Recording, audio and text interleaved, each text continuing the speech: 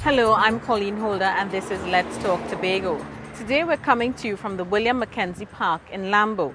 This place was named by the residents in honor of the veteran politician who not only served as an assemblyman for 16 straight years, but was also a key figure in Lambeau's development. We'll tell you more about the man and the park right after we tell you what's happening in our stories this week. Hotels to benefit from the Tobago Development Fund, upgrading the island's sidewalks, and a golf tournament that benefits those in need.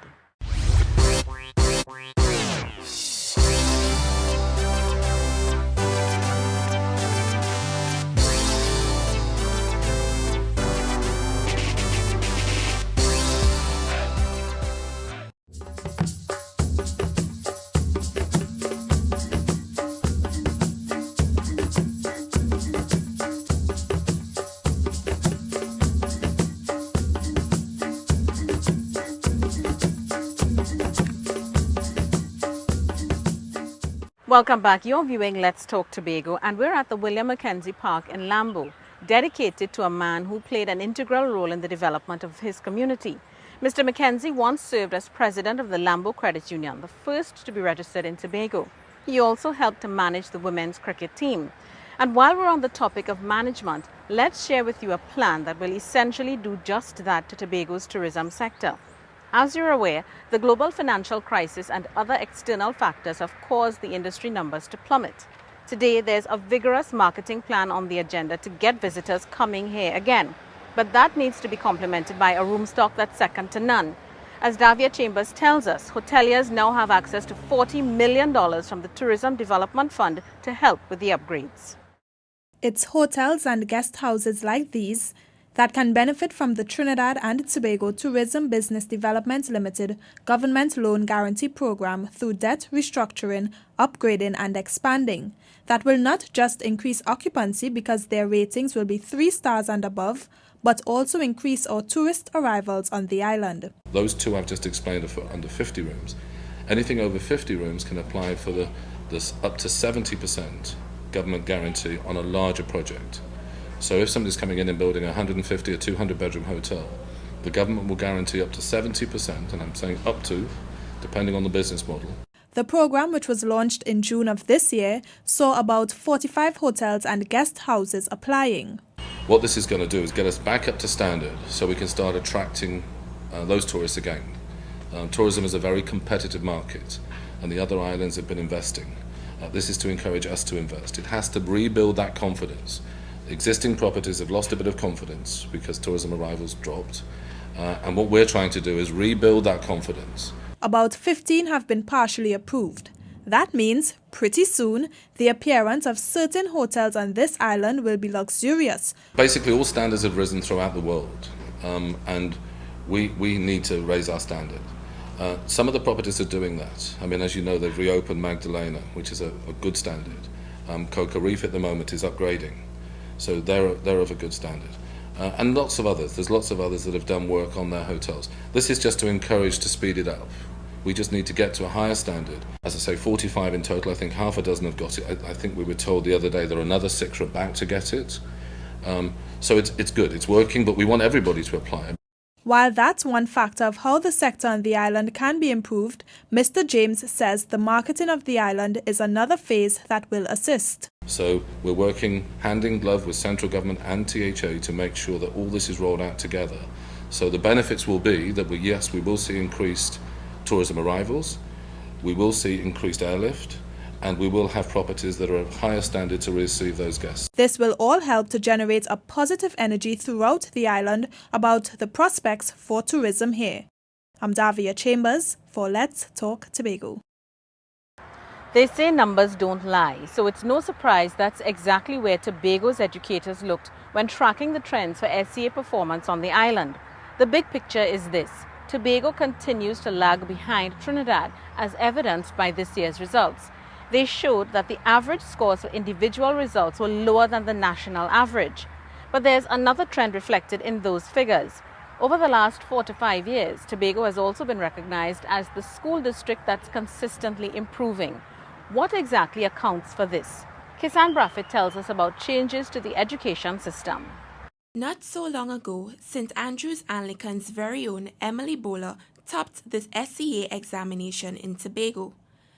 Emily credits her success in part to the guidance of her teacher, Eulelyn Burris, who says preparing students for the exam is no easy job. You want them to succeed, so you give them your best, you give them all. Your holidays are not yours, you're at school. She says parents and guardians also have a role to play. You must examine their work. I ask them what their problem. Always keep in constant contact with the teachers. Come, if you're busy because of your job, call. Once we work together and they understand what they want, what is their purpose, and we work together, then success will come.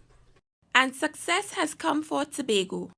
Although the island still has work to do, according to the Division with Responsibility for Education, Tobagonian SEA students have made improvements over the last 4 to 5 years. The numbers also show that the top 100 students from this island came from 25 different schools, an indication that success is not limited to one region, but that schools right across Tobago are doing well. The division says Tobago is recognized as a district in both Trinidad and Tobago that's experiencing a continuous rate of improvement. A credit in part to the work being done by teachers like Miss Burris and her colleague Amina Sandy of the Scarborough Methodist School. So we try as much as possible to do as many practice tests and past examination papers, whereby we want to give the students the opportunity to facilitate their working within their time schedules, and also looking at the question items, how they are set, and trying to detect what the examiners are looking for. Ms. Sandy says it's also important to recognize that students have different learning styles. But she's made another observation. But I also will have noticed that those students who will have done very well and who will have excelled are students where you see the parental involvement very high. She believes Tobago's success rate can improve even more if parents become their children's best friends, students are given schedules to follow, and the diets of our nation's students are monitored. Ms. Sandy, like Ms. Burris, believes that the collaboration of teacher, parent, and student is key to the success of their children at the SEA examination. I'm Kisan Brathwaite for Let's Talk Tobago. You may have noticed a naval ship flying the flags of Trinidad and Tobago and France and wondered what it's doing at the Scarborough port. Well, here's the reveal. It's permanently based in Martinique and is designed to carry infantry vehicles. But guess what? This is a friendly ship, and here's why. This ship looks like one that partakes in battles, while the structure may indicate that it actually doesn't. In the case of a disaster taking place in Tobago, who helps us? Well, of course, there's the Trinidad and Tobago Armed Forces, but now there's also the Dumont d'Urville, a French naval battleship who's here in Tobago to assist in that way. The ship is part of the French government's friendly acts, and Tobago is now on their list. This is part of a general program of cooperation. As I tell you, they came in Port of Spain, they do. These ships, we have 5 vessels permanently based in the Caribbean. They need to cover, to be acquainted, to establish cooperation with all of the local correspondent and the local forces. The ship won't just be stationed at the Scarborough Harbour. Because the plan is to assist if a natural disaster happens in Tobago, the ship will carry out an exercise called beaching in Charlottesville. This Navy ship does, if you will see other pictures over there, is going to deliver, capable of delivering material, rescue material, and this exercise will be done in the bay in the north by Charlottesville on this coming Thursday. That means if you take the image over there, there is a ramp, and the ship opens and it can unload. You see these three 2 jeeps and that truck, and it's an exercise to know where can we land and deliver this rolling material. Mr. Storm says it's quite clear that Tobagonians will benefit from this endeavor. The Dumont d'Urville carries out various missions, conveying troops, bringing humanitarian assistance in case of disasters, fighting against drug trafficking, and rescuing at sea. More than 400 tons of freight can be loaded on board. I'm Davia Chambers for Let's Talk Tobago. It's time to take a break, but stay with us because coming up, details of a program that ensures pedestrian safety one sidewalk at a time.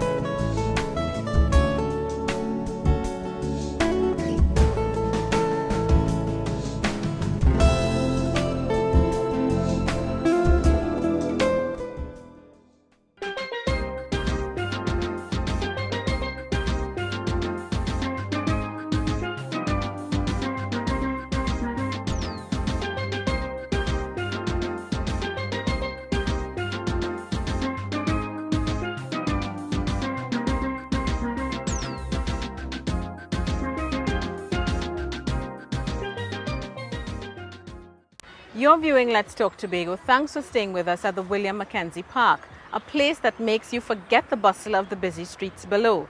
This park provides respite from the rigors of daily life, but there's no need to take my word for it. Just visit sometime and see for yourself. And better yet, it won't cost you a thing. There's no entrance fee.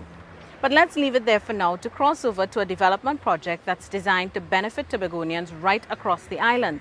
It's being done in Mount Pleasant, Bacolet Street, Old Government Farm Road, Argyle, and at the new housing development in Roxborough, and it will soon be coming to an area near you. Sidewalks. Many of us use them every day as we traverse through the island, getting from one place to the next, sometimes even having to skip over holes. But think of that as a thing of the past, as the Division of Infrastructure and Public Utilities carries out its developmental program on the refurbishment of sidewalks and the installation of new ones. We tried as much as possible to spread it across Tobago to distribute the funding. The development program is doing sidewalks from Argyle into Roxborough. We did one along the Annesville Road. And we're doing one from Shaw Park, that's from Scarborough Sec all the way down to Yachts. The maintenance program they would have done at Bacolet, through the streets of Scarborough, the sidewalks in Scarborough, and other places. Walking through the capital, you see the difference, to make the road safe for pedestrians while also being user-friendly. It was absolutely needed, especially in Scarborough, where we had a lot of complaints from the public that uses saying that it is unusable. So we're trying now, even to all the sidewalks in Scarborough, to renovate them and bring them up to par so that people use them as opposed to walking in the roads and all that. He says faults like these will all soon be fixed.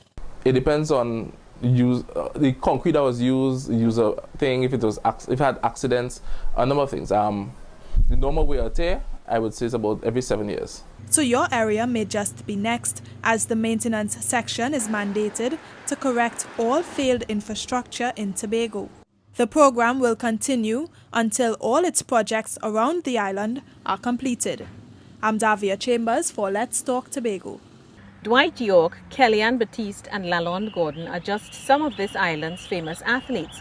But these names barely scratch the surface of the success Tobagonians have achieved in the field of sport. The top district prize at the National Secondary Schools Track and Field Championships resides here, while Bonaccord Primary School walked away as champions of the National Primary Schools Football Tournament. Today, Crystal George introduces us to another group of athletes that distinguish themselves, earning them the right to fly this country's flag in Ukraine. These two high school students, Kenja Williams and Ndwili Wright, made the final cut to earn a spot on the national team. They're among 4 athletes from Tobago who train feverishly, not knowing their hard work would result in them being chosen to represent this country in the IAAF World Youth Championship 2013. The national team, national youth team, track and field that have been selected. There was an 8-member team, of which we had 4 of the athletes from Trinidad and Tobago. The team comprised total of eight athletes, and I think it was about 5 officials. The athletes faced some setbacks due to the repairs that were currently taking place at the Dwight York Stadium, but they continued their training, persevering and ensuring that they would be ready for the championships. In going to Trinidad early in terms of either the Friday before the games or, go down a weekend. Although no one came back with any medals, trophies and or special prizes, they were all smiles. I really must congratulate all the athletes whom would have made it, because it would have been tremendous sacrifices on the athlete and the coaches, also the parents. There are opportunities out there, tremendous opportunities that can turn into great experiences with a bit of perseverance, dedication, and guidance. I am Crystal George for Let's Talk Tobago. Teeing off sounds like fun, a great way to pass the afternoon on an island that's commonly called the capital of paradise. But that experience has become even more rewarding because a special group of players is competing for a worthy cause.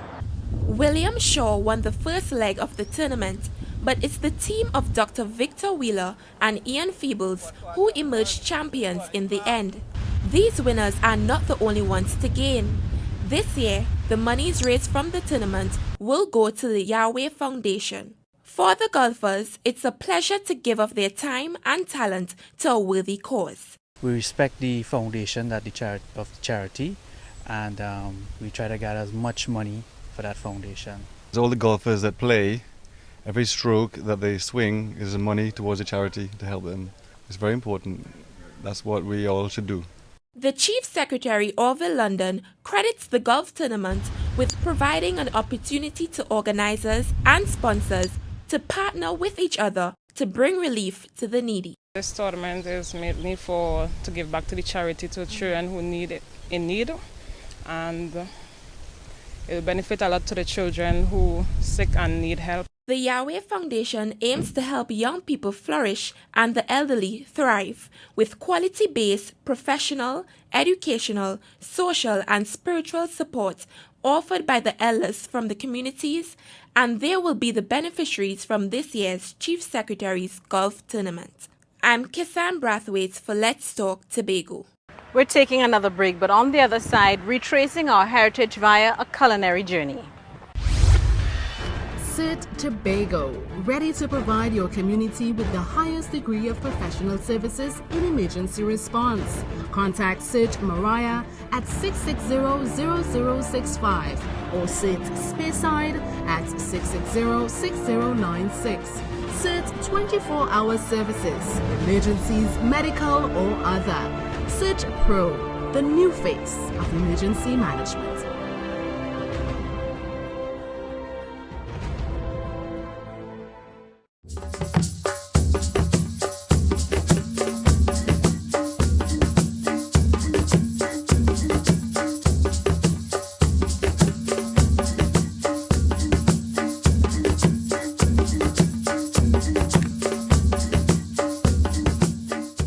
Thanks for staying with us. This is Let's Talk Tobago, and we're coming to you from the William McKenzie Park in Lambeau.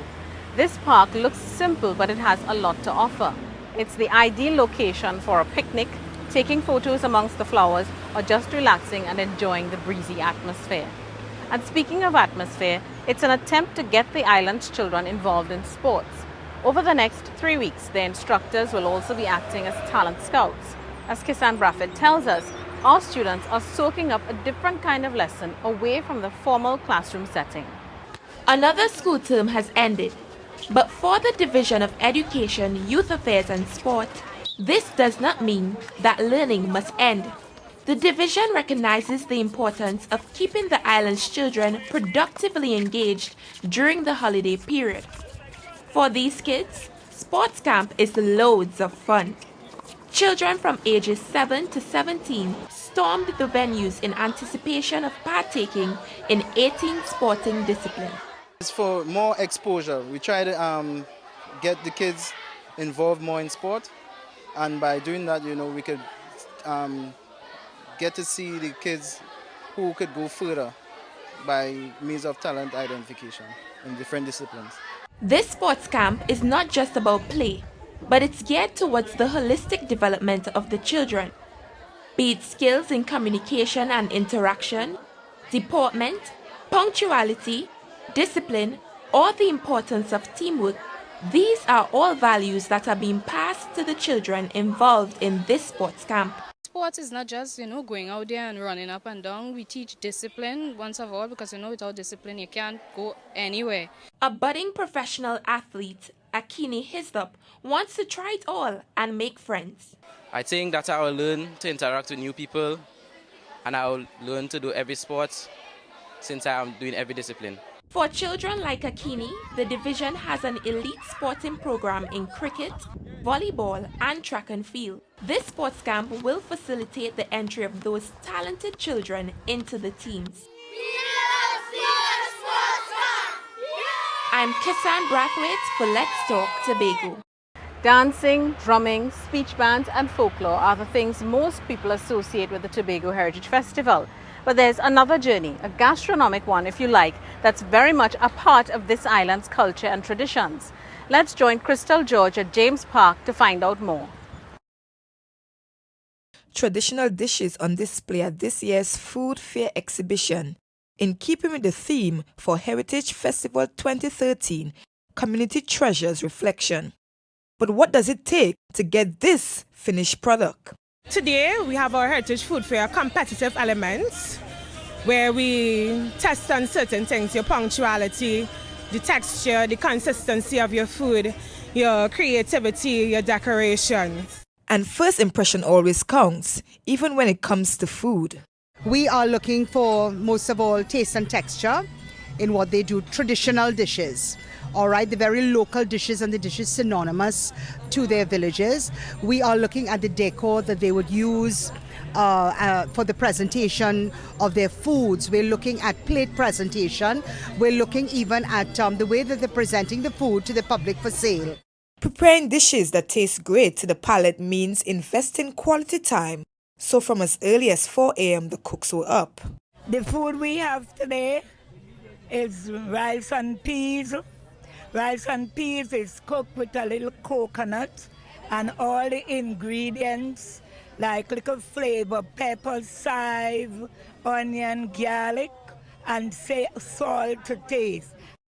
And judging from the reaction of this patron, the competitors have done well.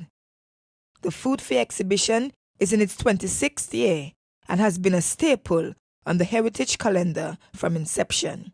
I'm Crystal George for Let's Talk Tobago. We're staying with the heritage theme a while longer to bring you some highlights from the villages you might have missed or whose productions you don't mind seeing again. The festival will soon end, but here's some impetus to get you off your couch to be part of the activities which conclude on Emancipation Day, August 1st. Oh, Bettina! Meeting by the junction! Oh, Bettina! Meeting by the junction! I will bring money to buy nice and done. Meeting by the junction! I will bring money to buy nice and done. What name have you given to this child? Cephas, Cleophas, Elizabeth. Cephas? Yes. What Person she born first. Oh. And what is the name of this one? Helas, Theolas, MacDonald George. Good name that a now, good name. These names. That's a proper name that. These names are not to be wanton. Can you explain that name for me? Well, he born last. Oh gosh. Me been a get twin, you know. What are you talking about? But me hold back. They are going to present a dance of praise and thanksgiving. Dance not for church, that belongs to the dance hall. What moderation is this? What moderation is this in a church? In a church. I give you a shoulder to cry on. I air for your problems. I lend you money. I give you clothes. I give you shoes. I will lend you me weave. Miss Sacred reach water deep weep, but I never lend you me man.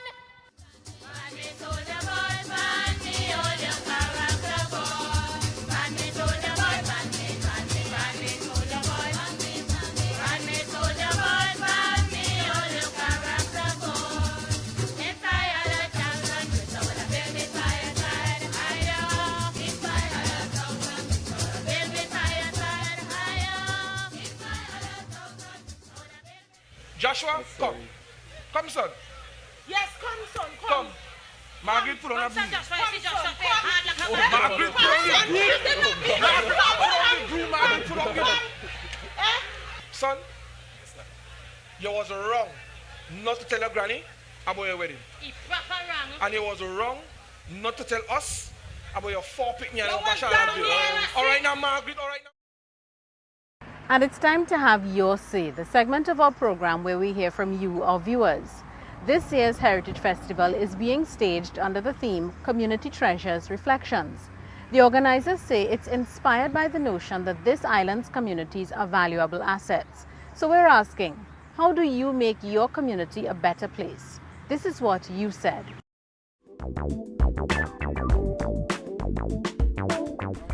Well, it's very simple, partner.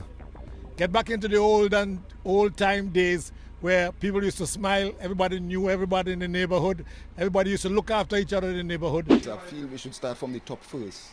The people and them that in charge, like the government and them in charge, supposed to set a better example for us to follow. Well, we can make the community a better place by actually going back to the old time days of having the entire village raise the child. Support, because there's a lot of little youths outside, they're getting astray. They're moving astray, and then somebody got to get them back into, I think right now we need a lot of love and the community, the people come together as one. The people in the communities need to come together as one and remember the way things used to be long ago and try to incorporate those things back into our daily life. What I will figure is that they could you could try to get most of the youths to interact with the older folks so they will know exactly where the foundation really come from. And that's how we bring this week's edition of Let's Talk Tobago to a close. Do remember you can send us your comments to information@tha.gov.tt or visit us at www.tha.gov.tt. Like us on Facebook and add us to your YouTube playlist. I'm Colleen Holden on behalf of all of us at the Department of Information. Have a safe and enjoyable week. As we go, let's take in some more highlights of the 2013 edition of the Tobago Heritage Festival.